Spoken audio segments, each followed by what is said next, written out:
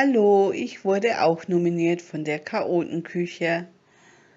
Es wurden schon viele Kanäle nominiert, deswegen möchte ich an dieser Stelle liebe Grüße an Freddys Kitchen rausgeben und an Kühnes Kochkanal.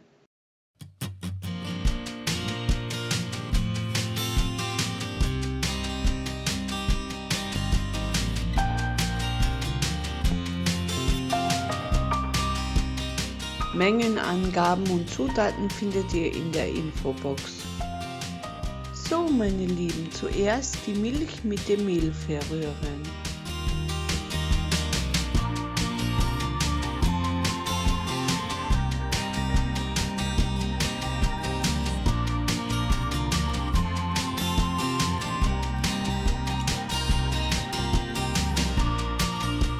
So, anschließend rührt ihr den Zimt und die Prise Salz unter, Vanillezucker und Zucker.